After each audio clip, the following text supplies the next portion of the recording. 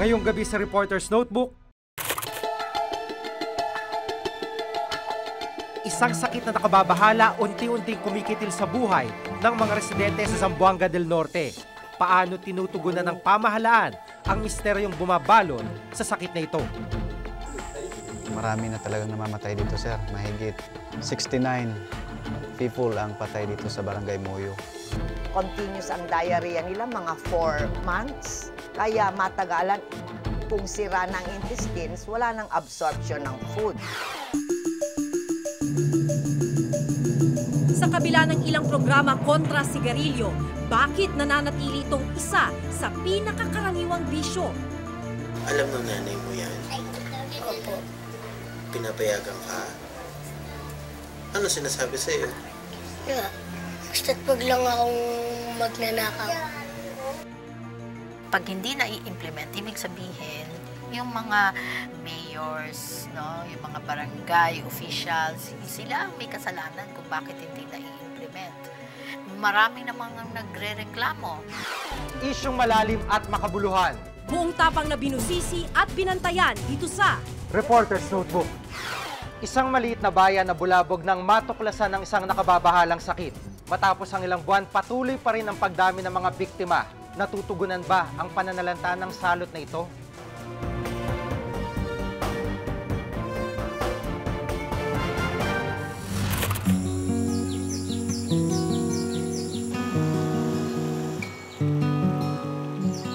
Zamboanga del Norte, isa sa may pinakamayamang lupain at gubat sa Pilipinas.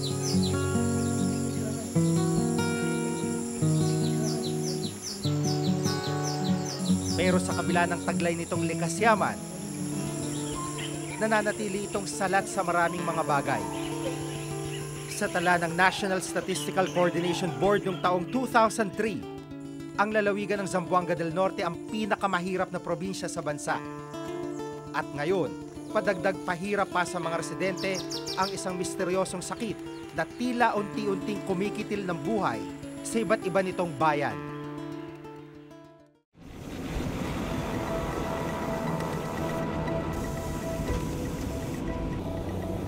Mahirap ang biyahe papunta sa Barangay Moyo na sakop ng bayan ng Siayan. Malalaking sasakyan gaya ng military truck at motorsiklo lang ang nakakapasok dito. Kaya madalas, paglalakad ang tanging paraan ng mga residente para makalabas-pasok sa lugar. Kinailangan ko pang dumaan sa sira-sirang hanging bridge para lang makatawid papunta rito.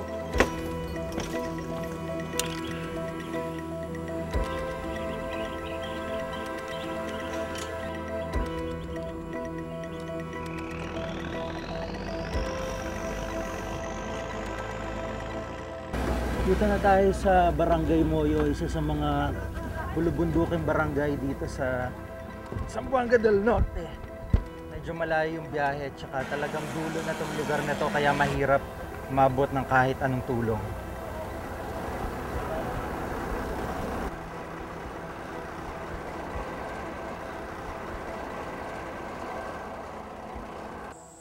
Sa health center, 2 pasyente ang inabutan naming nakadextrose.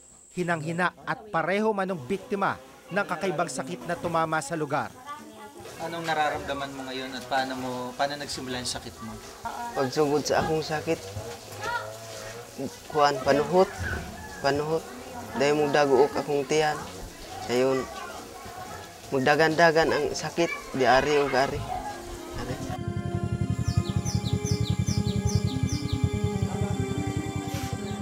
Maya-maya pa, isa pang biktima rin ng sakit umano ang isinugod. 4 na bundok pa raw ang tinawid ng mga nagbuhat kay Mang Sabino para lang madala siya sa health center. Baka sa mukha niya ang panglalata. Marami na talagang namamatay dito, sir. Mahigit 69 people ang patay dito sa Barangay Moyo.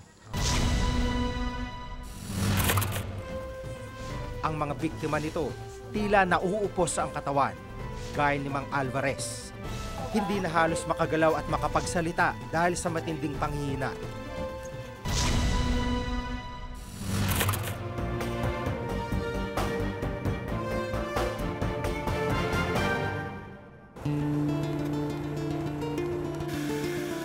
sa bayan ng Siyayan, ang Barangay Moyo ang may pinakamaraming naitalang insidente ng nakababahalang sakit. Capillaриasis, isang sakit na nakamamatay, dulot ng isang uri ng parasito. Mahigit 8 buwan na mula nang unang madiskubre ang sakit sa lugar, pero patuloy pa rin ang pagkalat nito. Pumapasok sa bituka ng tao ang parasitong nagdulot ng sakit na capillaриasis. Ilan sa mga sintomas ng sakit ang matinding pananakit ng tiyan at pagtatae. Kapag pinabayaan, maaari itong ikamatay ng isang biktima dahil sa dehydration. Continuous ang diarrhea nila, mga 4 months. Kaya matagalan, kung sira ng intestines, wala nang absorption ng food. Ang mga biktima nito, tila nauupos ang katawan, gaya ni Mang Alvarez. Hindi na halos makagalaw at makapagsalita dahil sa matinding panghihina. Dahil nagtatrabaho, nag-aaral ang kanyang mga anak, mag-isa namin siyang inabutan sa kanilang bahay. Mga kapitbahay nang tumutulong sa kanyang tugunan ang ilan niyang pangangailangan. Yung anak niya, dinala rin siya doon sa sindangan. Pero, pag 7 araw lang siya doon, hindi naman siya hindi naalin yung niya, sakit niya. Oo. Tapos, pinalabas na lang namin. Ayon sa lokal na pamahalaan ng Siyayan, madali lang ang paggamot ng sakit kung tutuusin. Kailangan lang inumin ang gamot na libre nilang ibinibigay sa mga residente. Ang masaklap, hindi lahat ng biktima sinusunod ang tamang pag-inom ng gamot. Binigyan nga sila ng gamot, yung albendazole. Pero ang albendazole kasi, you have to take it for 20 days. Ang karamihan itong binigyan, pag-abot nila ng kainom sila ng 5 days, medyo maganda ng katawan, hindi iwanan nila yung gamot. Hindi nila itutuloy doon hanggang 20 days. Yun ang matindi kasi buhay pa yung mga itlog sa loob ng bituka ng tao. So, nag-a-active ito ulit yun. Naging puspusan din naman ang kanilang pagtuturo sa mga residente ng tamang paglaban sa sakit. Meron na kami mga intervention na ginawa. Like, for example, nagkanda kami ng info drive. No? We intensified information drive regarding capillaриasis, the distribution of leaflets, translated din sa dialect namin. Pero hindi lahat ng residente naaabot ng tulong at kampanya ng munisipyo. Ang iba, kailangan pang pumunta sa sentro ng barangay para makakuha lang ng libreng gamot. Kaya ang ilan, gaya ng 16 na taong gulang na si Rostelito, kahit upos na sa sakit, pinili na lang manatili sa bahay. Kay ug dadon sa dito, malipong man pud siya, kanang dili gyud niya makaya. Dadon man gyud ta namo sa center, pero reklamo man siya, wala po koy mahimo. Kay di niya makaya. Dagdag sa hirap ng mga residente ang layo ng kanilang lugar.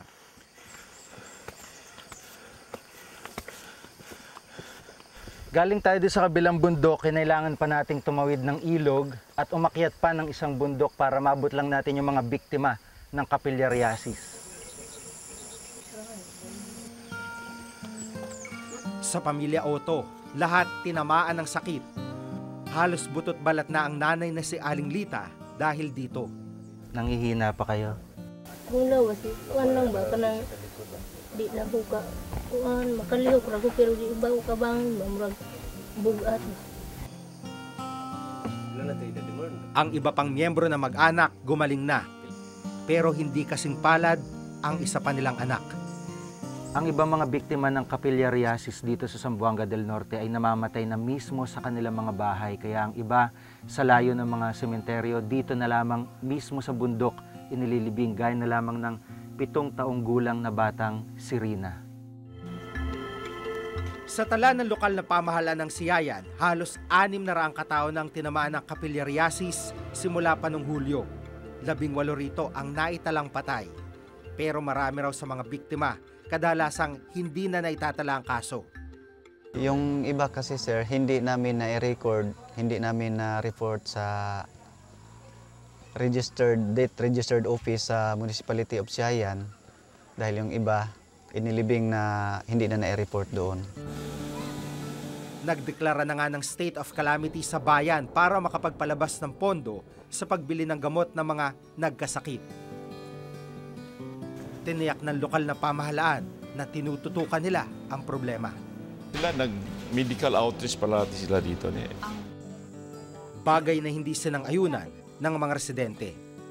Kung hindi napapansin ng media yon, parang wala sa kanila. Parang wala sa isipan nila na tutulungan ang Barangay Moyo sa ganong klaseng sakit. Hindi pa tuluyang naiintindihan ng mga siyentipiko ang sakit na kapilyaryasis. Pero sa Siayan, pinaniniwalaang nagmumula ang bulates sa mga hipon o isda mula sa ilog. Ang lokal na pamahalaan, hinikayat ang mga residenteng huwag nang manghuli ng kanilang makakain dito. Dito sir, mahirap talaga ang pagkain, lalo na sa ulam, dahil malayo ang dagat, malayo ang Sindangan, malayo rin ang Siayan. Kung pupunta kami ng Siayan, bibili ng ulam, magpasahe pa kami ng 40 pesos. So, back and forth, 80 pesos. Ang DOH walang partikular na programa o hiwalay na departamento sa pag-aaral ng naturang sakit. Kailangan po mabago po talaga yung attitudes or behavior ng mga tao na kailangan food safety preparation. Kumain po sila ng lutong pagkain. Sa ngayon, edukasyon at information campaign ang kanilang panlaban. Malaki rin problema ang kawalan ng ospital sa bayan ng Siayan. Kami nakapasa sa kategory ng infirmary hospital, which is 10 beds, no? Kasi matagal na yata ina-apply yan. Nasasanay na kami ni wala hospital eh. Actually, kahit na nung araw na wala pang kalsada itong Siayan na ito, nilalakad pa lang ito eh. Mahirap na talaga buhay dito. Bata o matanda, walang pinipiling biktima ang sakit na kapilyaryasiis. Sa kabila ng iba yung pag-iingat at kampanya, marami pa rin mga residente ng Zamboanga del Norte, gaya ng Siayan, ang unti-unting pinapatay ng naturang sakit. Ilang buhay pa bang kailangan masayang bago lubusang maabot ng tulong ang marami sa mga residenteng nabubuhay malayo sa mga mata ng mga kinaukulan? Ako si Jigo Manikad at ito ang nakatala sa aking Reporter's Notebook.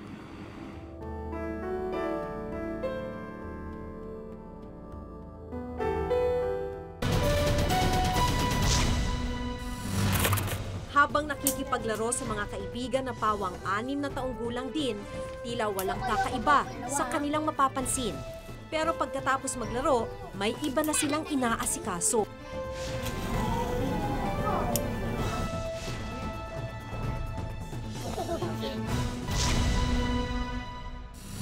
Pagban sa mga patalastas, pagpataw ng syntax at paglagay ng mga babala sa mga pakete. Ilan lang ito sa mga hakbang na ginawa ng pamahalaan kontra sigarilyo. Pero sa kabila nito, nananatiling isa pa rin ito sa pinakakaraniwang bisyo. Naging makabuluhan kaya ang programa ng gobyerno?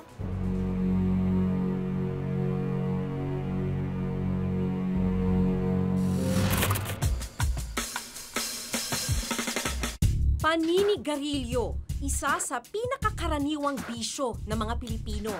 Ayon sa World Health Organization, taon-taon, 20,000 Pinoy ang namamatay dahil sa mga sakit na kaakibat nito. Sa isang araw, lagpas 50 Pilipino ang nauupos ang buhay na parang sigarilyo.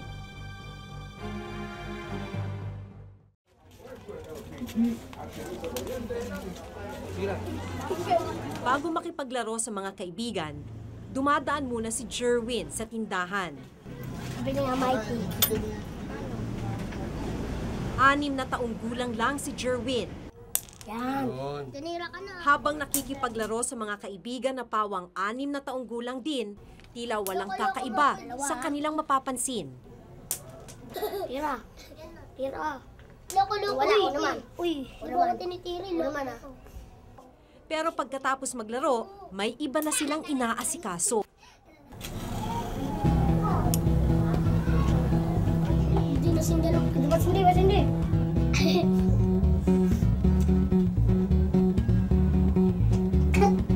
Gagano. Bakit? Bakit ka nag-iossi? Kumakain lang ako sa kanila. Nagpapaisa ako. Ano ibig sabihin na nagpapaisa? Yun, naninigarilyo kami. Tumangging magpa-interview ang kanilang mga magulang. Pero alam daw ng mga ito ang kanilang bisyo. Saan galing pambili mo niyan? Ang ganyan. Sa nanay ko po. Alam ng nanay mo yan? Opo. Pinapayagan ka? Ano sinasabi sa'yo? Yeah. Basta't wag lang akong magnanakaw. Higit mo! Sa galing niyang bumuga ng usok, halatang sanay siyang manigarilyo. Nakakailangan yun sa isang araw. Mga 5, pati 4. Ayon sa WHO, 40% ng mga Pinoy teenager ang naninigarilyo at pabata pa ng pabata ang edad ng mga nahihilig sa bisyong ito. From observing the behavior of our young teens nowadays, especially the girls, mas marami ako nakikita ngayon mga batang mga babae na nag-smoke. Even when they are still in their high school uniforms.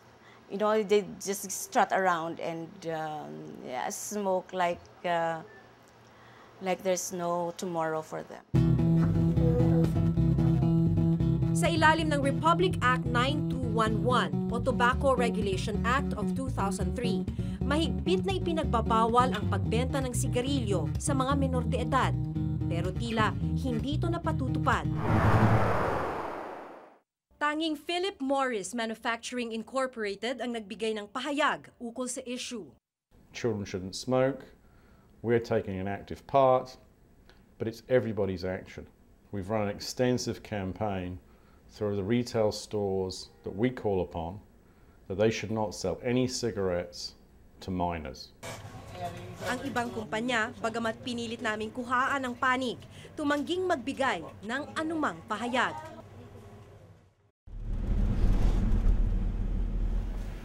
Si Mang Narciso, 12 anyos, nag-umpisang manigarilyo.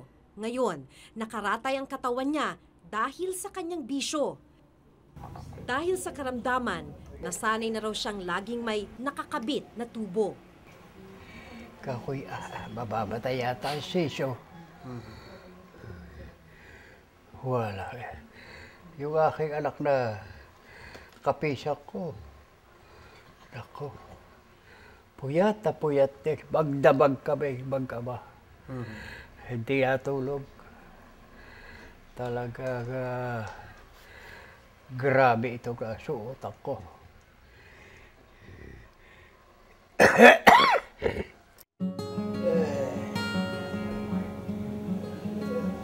Stage 4 na ang lung cancer ni Mang Narciso, kaya wala nang lunas ito. Samantalang noon eh, wala yan. Lumulubog itong aking ito. Sa paghihit-hit ng usok. Ayun pala'y sa papatay ang punta doon. Kung si Mang Narciso tumigil ng manigarilyo, si Alan, kahit na may pneumonia, tuloy pa rin ang hit-hit buga. Para kasing nahatpal ng katawan ko, kahit na masama na sa pakiramdam ko, sige pa rin ako. Isa lang ang lung cancer sa maraming sakit na sinasabing dulot ng paninigarilyo. Kaya delikado raw ang pag-a-advertise nito. It's a very important factor, yung psychological effect, no? But it also contributes to the continuation of smoking because sometimes patients who are psychologically dependent on the cigarette, they cannot work properly or they cannot think properly the same way as yung physiological effect if they don't have a cigarette. Mula July 2007, bawal na ang anumang outdoor advertising ng sigarilyo. Sa loob lang ng tindahan, maaaring maglagay ng poster ukol dito. Pero sa pag-iikot namin, marami pa rin ang samot-saring billboard at poster ng Yossi. Sabi ng batas, dapat noong July 2007 pa ipinagbawal ang mga outdoor advertising tulad nito. We have no outdoor signs. The outdoor signage stopped as per part of the Act. In terms of what you will see, of course, is point of sale on stores, which is allowed under the Act. Nakasaad din sa batas na mula Enero 2004, dapat ay nakaimprenta na sa pabalat ng sigarilyo ang mariing babala laban sa paggamit nito. Habang mula Hunyo 2006, ang mga markang ito ay dapat hindi na bababa sa 50% ng nasabing pabalat. Pero tila hindi ito nasusunod. Ayon sa batas, noong 2004 pa, 50% dapat ng mga pakete ng sigarilyo health warning. Pero ang nakikita natin ngayon, halos lahat, maliliit yung mga health warning. Well, what I can say is that that's the decision that was taken in 2003. And it was a fully discussed decision based upon Congress, which we fully support. Ang mga problema raw sa implementasyon tulad nito ang dahilan kung bakit lumalala ang bilang ng mga namamatay sa pagyuyosi sa bansa. Pag hindi na i-implement, ibig sabihin, yung mga mayors, no, yung mga barangay officials, sila ang may kasalanan kung bakit hindi na i-implement. Marami namang nagre-reklamo, marami ang kinakausap na nga ang mga owners ng mga establishment. Ang pagkukulang nila ay yung pagpapatupad. Dapat yan, nagmo-monitor sila. Aminado ang DOH na sila ang naatasang manguna sa programa laban sa paninigarilyo. Pero wala silang programa na tanging nakatutok sa paglaban ngayon dito. Mula nang itigil ang Yossi Kadiri campaign noong taong 2000, bahagi na lang ito ng Mag-HL o Healthy Living campaign ngayon ng pamahalaan. This office only has 25 million budget. And hindi lang tobacco control ang nagmay-ari niyan. Marami pa.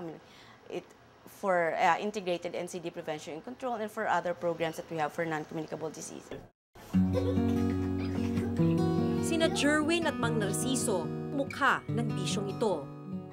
At ang istorya nila at ang kwento ng paninigarilyo, madaling ipagkibit-balikat na isang lumang issue.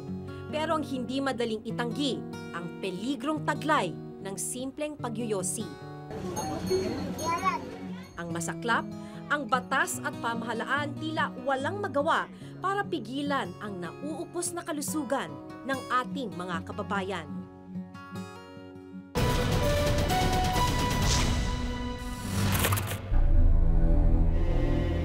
Sa tala ng World Health Organization, isa ang Pilipinas sa may pinakamababang syntax sa sigarilyo sa Southeast Asia. And this is entirely to protect the tobacco industry.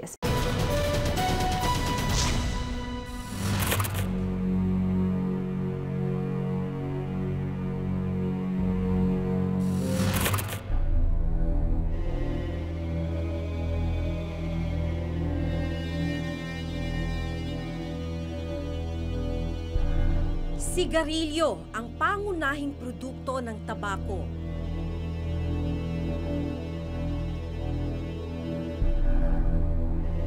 Dahil sa dami ng mga naninigarilyo sa bansa, hindi nakapagtatakang isa ang industriya ng tabako sa may pinakamalaking kita sa Pilipinas.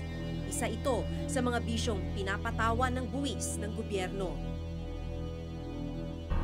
Taong 2005 nang ipatupad ang Republic Act 9334. Ito ang nagtatakda ng excise tax o sin tax sa mga produktong alkohol at mga produkto mula sa tabako tulad ng sigarilyo.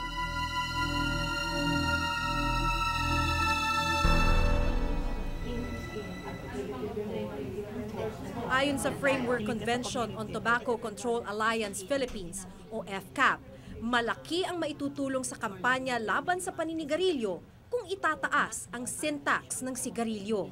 Kung mas mataas yung tax, tataas yung buong presyo ng produkto. At pag mas mataas ang presyo ng produkto, yung mga kababayan natin na hindi kakayanin ang bumili ng produkto na yon dahil sa napakataas. So, hindi sila bibili nung ano na yon, nung sigarilyo. Mas konti ang taong bibili ng sigarilyo, but yung revenue na nakukuha ng gobyerno ay hindi bababa.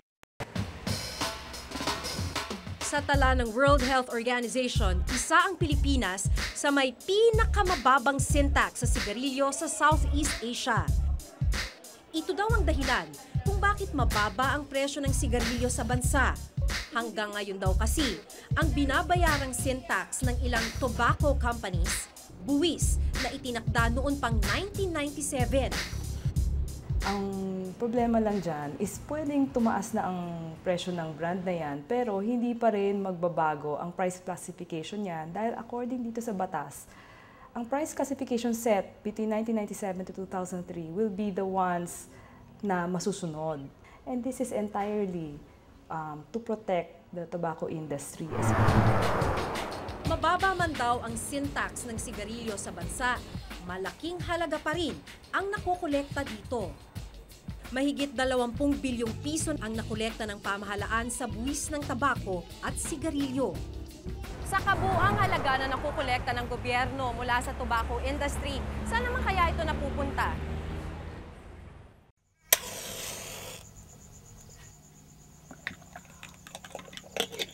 Madaling araw pa lang, gising na ang pamilya ni Mang Domeng.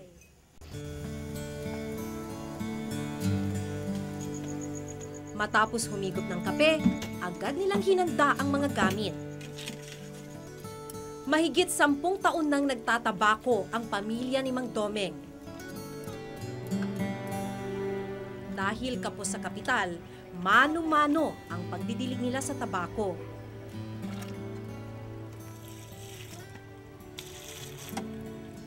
Sa pagdidilig pa lang, karaniwang 4 na oras na ang inaabot. Kaya maging ang maliliit niyang anak, tumutulong sa pagdadamo para mapabilis ang trabaho. Kumain ka na ba ngayon? Hindi pa po, nagkapila. Ano mas gusto mo, mag-aral o magtrabaho dito, magtanggal ng damo? Mag-aral wala. Ano ba gusto mong matapos paglaki mo? Siman kuya. Isang beses lang sa isang taon maaaring magtanim ng tabako. Ayon kay Mang Domeng, hindi sapat ang kita sa tabako pagdating ng anihan. Sa akin lang talagang pupunti lang matitira. Pasay wala pa kasi utang namin. Mabayaran, mayroon pa hindi pa nababayaran. Nalungkot. So malungkot kasi hindi ko maibigay lahat yung gusto nila. Pasensya kayo na, ito lang kaya kong bulan. Kapag nasinyorte natin, meron din. Pero hindi raw niya maiwan ang pagtatanim ng tabako. Wala kang may pakitang tanim na tabako, hindi na kang paputangin. Kasi lahat ng puran dito, puro utang. At sa kabila ng maliit na kita, pilit niyang itinataguyod ang pag-aaral ng anak. Saan niyo kinukuha yung pambayad sa ano? Inuutang. Kapag tapos ng tabako, binabayaran. Talagang gusto ko silang makatapos. Mayroon silang kapag pasok silang trabaho, matulungan yung mga kapatid nilang hindi pa nakapag-aaral. Noong taong 2003, ipinasa ang Republic Act 9211 o Tobacco Regulation Act of 2003. Nakasaad din sa batas ang mga programa at proyekto para sa mga apektadong magsasaka ng tabako. Ilan sa mga programa ay ang Tobacco Growers Assistance Program at National Tobacco Free Public Education Program. Pero para kay Mang Domeng, hindi niya naramdaman ang programa ng gobyerno. Sana gusto mabigyan ng sariling lupang pagtataniman. Kasi yung tinataniman, puro hindi sa amin yan. Ang Department of Trade and Industry ang punong ahensya ng Interagency Committee Tobacco na siyang magpapatupad ng Tobacco Regulation Act of 2003. Pero hindi sigurado kung naipatutupad ng maayos ang mga programa. Ang naging priority ng Interagency Committee is situate na yung mga prohibition, yung mga timelines ng batas. Yun muna ang gawin nila. Yung mga assistance program, wala pa yun. Ayon sa FCAP, hindi maayos na naipatutupad ang mga programa dahil hindi malinaw sa Tobacco Regulation Act of 2003 kung saan manggagaling ang pondo. When you look at dislocated farmers who want to quit tobacco farming because it's causing harm to their families, it's killing them, dislocated sila. So, ang anong kailangan nila? Di ba pera? So, kung wala kang pera na nilaan para tulungan ang mga dislocated farmers, what is the intention of the law? Sa tala ng Bureau of Internal Revenue, ang halos 50 bilyong pisong nakolekta sa sin tax mula taong 2006 hanggang 2007 hanggang ngayon, hindi nagagalaw sa Bureau of Treasury. Giit ng FCAP, bagamat hindi sakop ng RA 9334 ang mga programang itinakda sa Tobacco Regulation Act of 2003, maaring kunin ang pondo para sa programa mula sa sin tax na nakolekta. In other countries, that's what they do. The funding ng sin taxes is used to fund programs to go against tobacco. Kasi nga, interrelated siya, di ba? Kasi kinukuha mo yung pera from the sin taxes in order to promote yung health ng tao. Malaki ang kitang nakukuha mula sa industriya ng sigarilyo at iba pang produkto mula sa tabako. Dingkin sana ng pamahalaan ang hinaing ng ating kababayan na ang ilang bilyong pisong buwis na nakukuha mula sa industriya magamit din kahit papano para sa kanilang kapakanan. Ako si Maki Pulido at ito ang nakatala sa aking Reporter's Notebook.